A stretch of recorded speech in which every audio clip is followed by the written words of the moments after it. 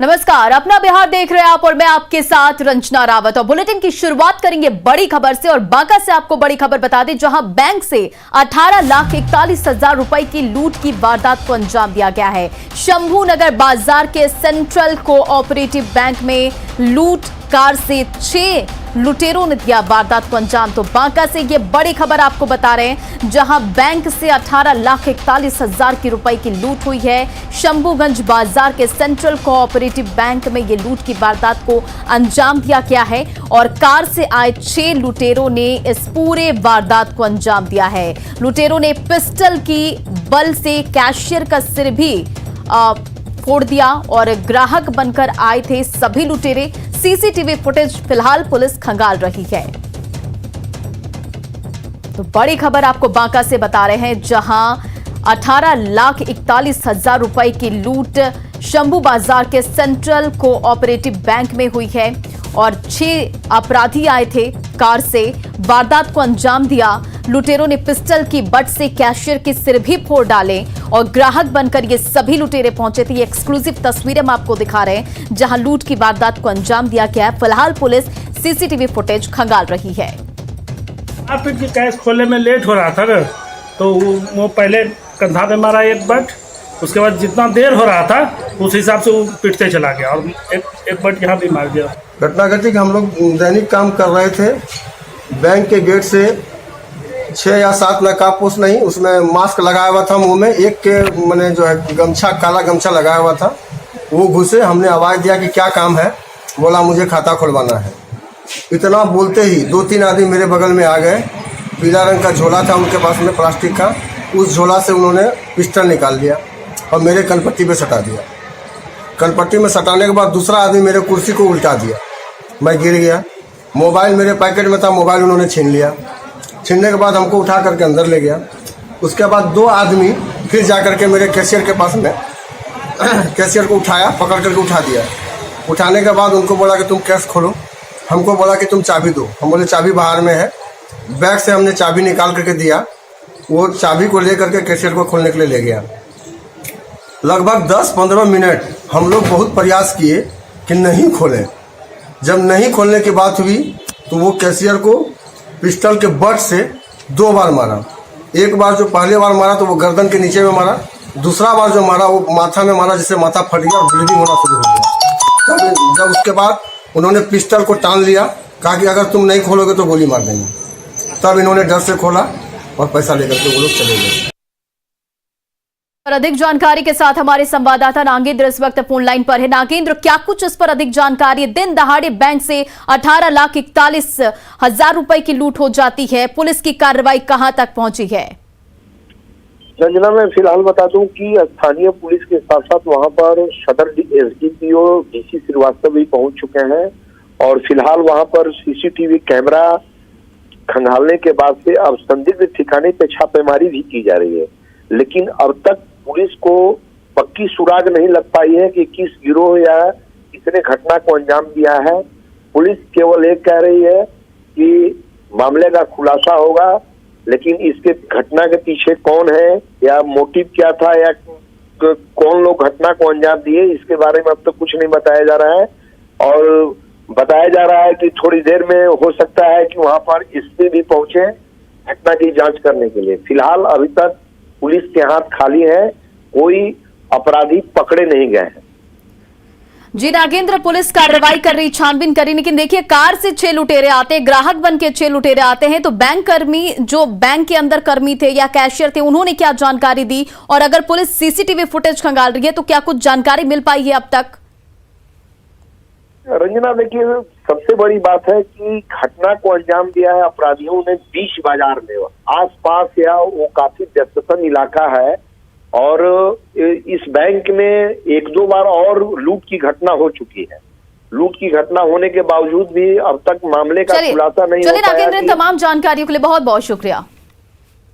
बढ़ते अगली खबर की ओर और अगली खबर आपको मुजफ्फरपुर से बता दें। मुजफ्फरपुर के आई हॉस्पिटल में 22 नवंबर को ही नहीं बल्कि 26 नवंबर को भी आंख में मोतियाबंद के ऑपरेशन में गड़बड़ी हुई थी। 26 नवंबर को हुए ऑपरेशन में भी संक्रमण का मामला सामने आया है और आपको बता दें कि 22 नवंबर को 65 लोगों का मोतियाबिंद का ऑपरेशन हुआ था, जिसमें ज्यादातर लोगों की आंखों की इन्फेक्शन हो गया है, जिसमें से अब तक करीब 15 लोगों की आंखें निकालनी पड़ी है। और वहीं 26 नवंबर को भी डॉक्टर समीक्षा ने 23 मरीजों के आंखों का ऑपरेशन किया था, जिसमें जो मरीजों को आंख में तकलीफ है।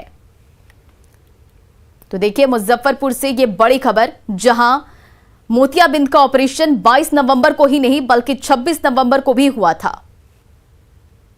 22 नवंबर को हुए मोतियाबिंद ऑपरेशन मामले का जो मामला था वह अभी शांत भी नहीं हुआ है। अब तक उस मामले में 2 दर्जन से अधिक मरीजों के आंख निकाले जा चुके हैं। लेकिन इस सब के बीच अब एक और बड़ी खबर आ गई है। फिलहाल अभी हम मुजफ्फरपुर आई हॉस्पिटल पर मौजूद हैं। यहाँ पर ताला तो लगा दिया गया है, ओटी भी बंद है, लेकिन जो बड़ी खबर है सिर्फ 22 तारीख के ऑपरेशन में ही गड़बड़ी नहीं हुई, 26 तारीख के ऑपरेशन में भी परेशानी सामने आई है। जो मरीज हैं उन्हें तकलीफ हुई है। कुछ मरीज यहां पर पहुंचे हैं जिनका ऑपरेशन 26 तारीख को हुआ था, 26 नवंबर को हुआ था। उस दिन डॉक्टर समीक्षा ने ऑपरेशन किया था। करीब एक दिन में 23 मरीजों का ऑपरेशन हुआ था। कहां से आए हैं? हम आए हैं यहाँ वहाँ से नरवारा से। क्या कुछ हुआ है आपको? आँख में बड़ा पानी बेजोड़ गिरता है। इसमें ऑपरेशन हुआ था? हाँ। कब हुआ था ऑपरेशन? 26 तारीख की। 26 तारीख? हाँ। अच्छा, अभी क्या दिक्कत है? अभी बुझाता नहीं है। नहीं बुझाता? ना। पानी उनी भी गिरता है? हाँ, पानी गिरता है। आंखों लाल है? नहीं, लाल तो नहीं है खूब। हाँ हाँ। पानी उनी गिर रहा है ऑपरेशन के बाद? हाँ, पानी गिरता है। कहाँ से आए हैं? नरवारा से। नरवारा से। आप कहाँ से आए हैं? मैं नरवारा से। अच्छा, क्या आपको क्या समस्या? तो लाली है, पानी गिर रहा है उससे। पानी गिर रहा है। हाँ। दर्द भी होता है? थोड़ा थोड़ा दर्द होता है। क्या तारीख को ऑपरेशन हुआ था? 26 तारीख है। 26 तारीख को। शनिवार। कौन किए थे ऑपरेशन? अब नहीं देखेंगे। अच्छा, जो परेशानी है तो आज यहाँ पे क्यों आए हैं? यहाँ तो हॉस्पिटल को फिलहाल बंद कर दिया है। ऐसे तो दवाई के लिए आए थे। दवाई के लिए? तो फिर अभी तो बंद है, फिर क्या करेंगे आप? चल जाएंगे घर। क्या चल जाएंगे? परेशानी है तो क्या करेंगे? क्या करेंगे? तो कहीं ना कहीं देख सकते हैं एक बार फिर से जो है यह मामला सामने आया है। 22 तारीख का मामला तो आपको पता ही है। 22 नवंबर को एक कैंप लगा था जिसमें मोतियाबिंद का ऑपरेशन हुआ था। डॉक्टर एनडी साहू ने एक दिन में 65 लोगों का ऑपरेशन किया था। इस मामले को लेकर अब एफआईआर तो दर्ज हो ही चुकी है। हालांकि आईएमए ने भी इस पर आपत्ति दर्ज कराई है इस एफआईआर पर। लेकिन इस सब के बीच जो अब बड़ी खबर सामने है, जो बड़ी खबर है यह है कि अब 26 तारीख के मामले में भी यह बड़ा मामला सामने आया है। अब तक 2 मरीज यहां पर पहुंचे हैं। अब देखने वाली बात होगी कि क्या अन्य दिनों के ऑपरेशन में भी ऐसे मामले हुए हैं। मुजफ्फरपुर से न्यूज़ 18 के लिए प्रियांक सौरभ। मुजफ्फरपुर आई हॉस्पिटल में मोतियाबिंद ऑपरेशन मामले में परिवाद दायर कर दिया गया है और कमिश्नर, डीएम, सिविल सर्जन समेत 23 लोगों के खिलाफ सीजीएम कोर्ट में परिवाद दायर किया गया है। तिरहुत के commissioner Mihir Kumar, DM Pranav Kumar, civil Sharma, doctor Vinay Sharma, doctor Subhash Prasad Singh, अध्यापन निवारण पदाधिकारी डॉक्टर एनडी साहू सहित 23 लोगों के खिलाफ परिवाद दायर किया गया है। और आपको बता दें, आई हॉस्पिटल प्रबंधक के खिलाफ भी परिवाद दायर किया गया है। सीजीएम कोर्ट में चंद्रकिशोर परासर ने परिवाद दायर किया है और इस मामले में अगली सुनवाई 13 दिसंबर को होगी। मुजफ्फरपुर से आंख का ऑपरेशन कराकर नरकटियागंज लौटे मरीजों ने आंख की रोशनी कम होने की शिकायत की है और मरीजों ने कहा कि वो जब से अपने गांव लौटे हैं तब से उन्हें कम दिखाई दे रहा है। पीड़ितों ने बताया कि आंख में दवा डालने के बाद उन्हें दूसरे अस्पताल में शिफ्ट किया गया, जहां दूसरे मरीजों की आंखें निकाली जा रही थी। संयोगवश वहां पुलिस की रेड पड़ी और वो लोग फरार हो गए। शेरहवा पंचायत के मुखिया अनूपधर दुबे ने बताया कि इलाके में मुजफ्फरपुर के आई हॉस्पिटल के कई दलाल सक्रिय हैं, लोगों को गुमराह कर वहां ले गए और ऐसे लोगों पर मामला दर्ज होना चाहिए।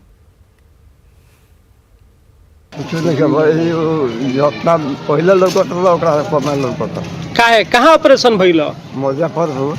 मुजफ्फरपुर। का नाम पड़ी? अलगू शाह। का भइल बा? झुलमुला धुधमुला लुकता। कहाँ ऑपरेशन भइल रहे? मुजफ्फरपुर। तो हमनी के आँख बिगाड़ दल है, अपना गाड़ी पर लेके हमनी के भागल शुरू कैले दरभंगा गईनी जा तो वजह से जब देखनी से आँख कढ़ा था तो वहाँ से हमनी के भाग के वही सो एरा के डेरा पैसा दे के भागा।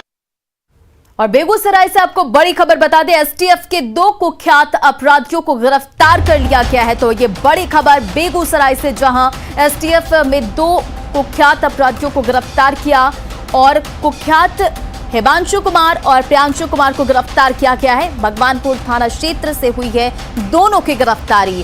साथ ही 1 देसी कट्टा, 2 कारतूस, बाइक और मोबाइल भी बरामद किया गया है। और अगली खबर मधेपुरा से आपको बता दें, जहां खाद की कमी क्या हुई कि कुछ दुकानदार किसानों को लूटने में लग गए हैं। और वो न सिर्फ किसानों से मनमाना दाम वसूल रहे हैं, बल्कि वो नकली खाद बेच रहे हैं। किसानों की शिकायत है कि 5 दिन बाद भी खेत में खाद नहीं गला और किसानों ने खाद को पानी में भी डाला, लेकिन पानी में भी खाद गलने का नाम नहीं ले रहा है। और आपको बता दें कि बिहार के डीएपी खाद की भारी किल्लत है बिहार में, और किसानों को सरकारी दुकानों से खाद नहीं मिल पा रहा है। और ऐसे में किसान महंगे दर पर बाजार से खाद खरीद रहे हैं, लेकिन ये खाद भी नकली साबित हो रही है। किसान परेशान हैं, उन्हें समझ में नहीं आ रहा है कि आखिर वो क्या करें। खाद छे मिक्सचर छे, कोन मिक्सचर? आप तो भाजी हमें अगर नहीं चिन्ह तो मिक्सचर कते में दलक? 1500 में केकरा कन देखो मार के नहीं आप ख्याल रहे। दिक्कत है अभी जो है रबी का फसल में खाद का जो है उपलब्धता नहीं हो रहा है। किसान जो है भटक रहा है, दर जो है ठोकर खा रहा है। डीएपी के बदले में जो है वो दूसरा खाद, तीसरा खाद दे देता है, मिक्सचर दे देता है, एसएसपी दे देता है, लेकिन वह डुप्लीकेट नकली निकल रहा है। जिसमें कि रामदेव मंडल जो है देखा भी है, हम तो अपना खेत में डाल दिए हैं। 4 रोज 5 रोज हो गया, खाद अभी तक खेत में गला हुआ नहीं है।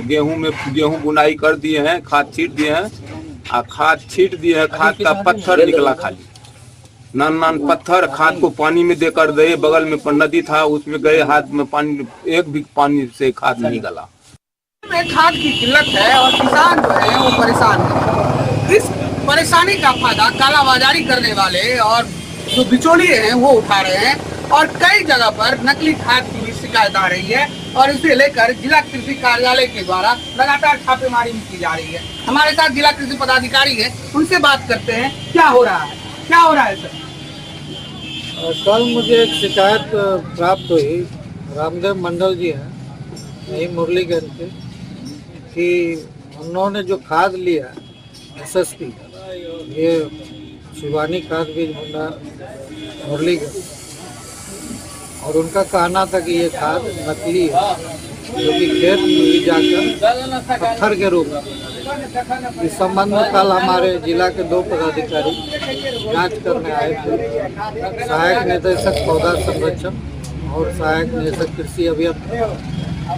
लोगों के द्वारा जो जांच प्रतिवेदन दिया गया उसमें ये पाया गया कि दुकानदार के द्वारा किसानों को ये पॉस मशीन का बिल भी नहीं दिया जा रहा था और किसानों से अत्यधिक मूल्य लेकर खाद की बिक्री की जा रही है। और जहाँ तक नकली खाद की बात है तो उसका कल ही हम लोगों ने सैंपल लिया है और नमूना को जो उर्वरक जांच कोषांग है पटना, वहाँ भेज दिया गया है। अगर उसका जो रिपोर्ट आता है फिर उस पर आगे की कार्रवाई होगी। जी बिल्कुल, जो बता रहे हैं जो डीएपी की जो आवक है वो लगातार जारी है और जो 12,000 एमटी का डिमांड है उसके आधार पे अभी करीब 8,000 से अधिक एमटी जो है डीएपी खाद भी यहाँ पे प्राप्त हो चुका है। 1-2 दिनों में जिले में खाद की किल्लत दूर हो जाएगी। मधेपुरा से न्यूज़ 18 के लिए तुर्बसु की रिपोर्ट। किसानों की शिकायत पर कृषि विभाग के अधिकारियों ने मामले की जांच की बात कही और खाद की कालाबाजारी करने वाले दुकानदारों पर छापेमारी शुरू की गई है। इस बारे में विस्तार से बता रहे हैं न्यूज़ 18 के संवाददाता तुर्बसूर, बता रहे थे कि क्या कुछ अब तक कार्रवाई की गई है। बढ़ते अगली खबर की ओर। और अरवल के जवाहर नवोदय विद्यालय शिवनगर में छात्रों ने सुविधाओं की कमी को लेकर भारी हंगामा किया। छात्रों ने प्रधानाध्यापक और मैनेजमेंट पर कई गंभीर आरोप लगाए हैं। व्यवस्था से नाराज 280 छात्रों ने भूख हड़ताल जारी कर रखा है, लेकिन अभी तक मैनेजमेंट की ओर से उनकी कोई भी बात नहीं सुनी जा रही है। जवाहर नवोदय विद्यालय शिवनगर में खाने, रहने और दवा समेत कई चीजों को लेकर छात्र नाराज है। व्यवस्था से नाराज छात्र विद्यालय छोड़ने को मजबूर हैं। ये अरवल जिले का जवाहर नवोदय विद्यालय शिवनगर है। हमारे पीछे आप देख रहे हैं ये जो छात्र हैं, यहाँ पर दिखाने का प्रयास करेंगे। ये जो कैंपस है जवाहर नवोदय विद्यालय का, ये छात्रा हैं और यहाँ तकरीबन 280 छात्रा और जो छात्र हैं, जो मैनेजमेंट के प्रति क्या गुस्सा है हम जानने का प्रयास करेंगे। जो बच्चे जो हैं इनको कई दिनों से अच्छी भोजन या जो व्यवस्था होनी चाहिए मैनेजमेंट का जवाहर नवोदय विद्यालय का, वो नहीं मिल पा रही है। हम छात्राएँ यहाँ पर मौजूद हैं, उनसे ही जानने का प्रयास करेंगे कि आखिर क्या वजह रही है कि लगातार जो है इस तरीके से जो है जवाहर नवोदय विद्यालय में भूख हड़ताल पे हैं। मैनेजमेंट के प्रति उनका क्या आक्रोश है, क्या गुस्सा है, उनसे हम जानने का प्रयास करेंगे। क्या नाम है तुम्हारा बेटा? साक्षी सिन्हा, 11th क्लास। क्या प्रॉब्लम है? सर, हम अगर कंप्लेन लेकर प्रिंसिपल के पास जाते हैं तो प्रिंसिपल हमारे से अभद्र तरीका से बात करते हैं, गाली देते हैं, मारने के लिए बोलते हैं। तो हम किसके पास हैं? यहाँ कुछ नहीं है मैनेजमेंट, ना पढ़ाई हो रहा है, ना खाना मिलता है, ना कोई, अगर कोई सामान एक बार खराब हो जा रहा है तो दोबारा बनता नहीं है। न्यूज़ 18 की एक ऐसी अनूठी मुहिम है मिशन साहस, जिसमें हर हफ्ते हम आपके रूबरू लेकर आते हैं एमएसएमई सेक्टर के उन साहसी कर्मवीरों की महागाथा जिन्होंने मजबूत इरादों, कड़ी मेहनत और साहस से एमएसएमई सेक्टर में अपनी अलग पहचान बनाई है। और इस कड़ी में आइए देखते हैं बेतिया की अर्चना कुमारी कुशवाहा की कहानी कि लॉकडाउन में रोजी रोटी का संकट झेलने वाली अर्चना कुमारी कुशवाहा ने कैसे साहस और संकल्प से खुद का स्टार्टअप शुरू किया और आज चंपारण क्रिएशन के रूप में चल रहा है उनके हुनर का सिक्का।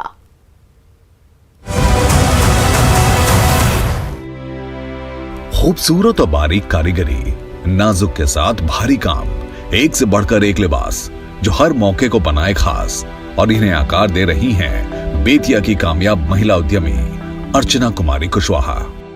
अपनी क्रिएटिविटी और हुनर से जिंदगी में रंग भरने वाली अर्चना कुमारी कुशवाहा आज चंपारण क्रिएशंस के नाम से खुद का स्टार्टअप चला रही हैं। लेकिन यहाँ तक पहुँचने के लिए उन्होंने कई उतार चढ़ाव भी देखे हैं। मेरे पति और हम दोनों एक ही साथ एक ही कारखाना में काम करते थे। वहाँ हम साड़ी, लहंगा, सूट बनाने का काम करते थे और मेरे पति उसी फैक्ट्री के टेक्नीशियन इंजीनियर थे।